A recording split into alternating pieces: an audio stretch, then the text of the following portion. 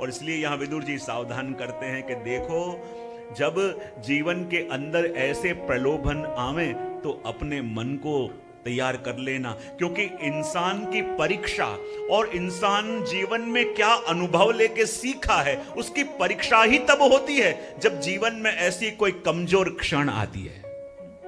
सब कुछ ठीक ठाक चल रहा है तो पता नहीं चलता कि जो पढ़े हैं, जो सीखे हैं, जो जीवन का एक्सपीरियंस लिया है उसका अमल कैसे करना। लेकिन जब जीवन में ऐसी कमजोर क्षण आती है ना, किसी ने बहुत सुंदर कहा है कि यदि व्यक्ति के व्यवहार को देखना हो ना, यदि व्यक्ति का मूल व्यवहार कैसा है देखना हो ना, तो उसे बहुत सम्मान देना, और बहुत सम्मान दोगे या ऊंचे पद पे बैठाओगे तो पता चल जाएगा जब तक नीचे था अपनी तरह था, और जैसे बड़ी सत्ता मिल गई, बड़ा पद मिल गया और मूल रंग दिखाना चालू किया। जब यदि व्यक्ति कैसा है, उसका व्यवहार कैसा है ये देखना है तो उसे बहुत सम्मान दो। कहा कि उसकी आदतें कैसी हैं ये देखना है तो उसे स्वतंत्रता दो। घर में सबके बीच में बैठा है तो कैसा भी होगा लेकिन कंट्रोल में रहेगा, और जैसे ही अकेला भेजा और उसकी मूल आदतें बाहर प्रगटे बिना रहेंगी नहीं। आदत देखनी है, स्वतंत्रता दो।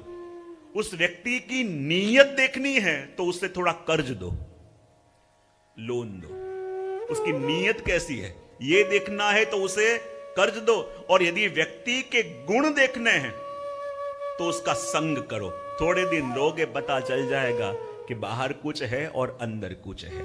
और इसीलिए यहां पे परखने का प्रकार भी बताया कि कोई आके कैसी भी बड़ी बड़ी बातें क्यों ना करे, पर विदुर जी कहते हैं कि जीवन के अंदर जो छल करके, जो कपट करके यदि कुछ पा भी लिया तो कपट करके पाई हुई वस्तु, किसी का दिल दुखा के पाई हुई वस्तु या कहीं से लूट के लाई हुई वस्तु कभी भी इंसान को सुख नहीं दे सकती।